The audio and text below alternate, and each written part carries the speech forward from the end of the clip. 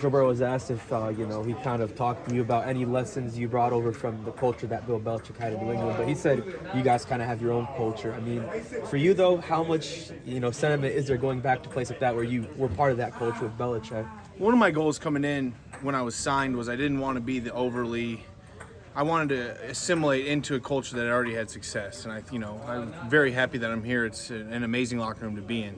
That being said, I was raised for many years in that system, and a lot of the tenets that they believe in, I wholeheartedly believe in as well. So obviously take the good and, and learn from Zach, and now this new program has been very advantageous for me.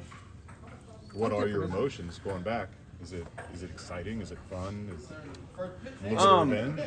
I don't think any revenge. I have a ton of love and respect for all of my teammates that are there. Just how it played out. I'm wearing a different color on Christmas Eve in Gillette Stadium, so it's very exciting. Not a revenge tour. I have, that organization gave me 2 shots, 2 opportunities. So always have a tremendous amount of respect for Coach Belichick and Mr. Kraft and everyone involved in that organization. What was the biggest thing that you took from your time?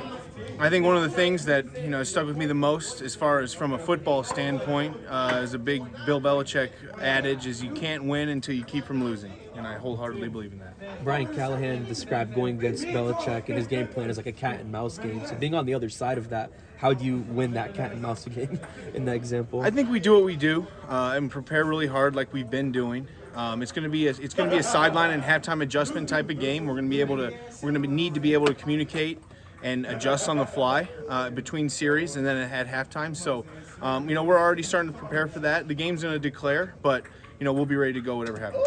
How different is the program here, coached by a guy who was born when Bill was in the league? How different are the approaches? I think they have unique styles. I love being a player for Zach. I think he's a phenomenal organizational leader and offensive mind. And I've never had an offensive styled head coach before, and I really appreciate that as an O-lineman. I know you were in the defensive meetings, but everybody says Bill Belichick, he always tries to take away the opposing team's best weapon. What do you think? Why is it so important to you? I think in this league, you need your best players to play their best to win. So if you can neutralize someone's best player and make their role players have to have an elevated role, you have a better chance of success. What's your favorite Bill Belichick moment? My favorite Bill Belichick moment? Wow, there's a lot of them. He gave a speech after we won my first Super Bowl at the ring party, that he gave his kind of three moments where he knew we had a good team. And the first one was that we beat the Arizona Cardinals on Sunday Night Football Week 1. And that was my first game ever in the league. I started, and I took a lot of pride in that. Was that Jimmy G, right? Jimmy G? That was Jimmy G.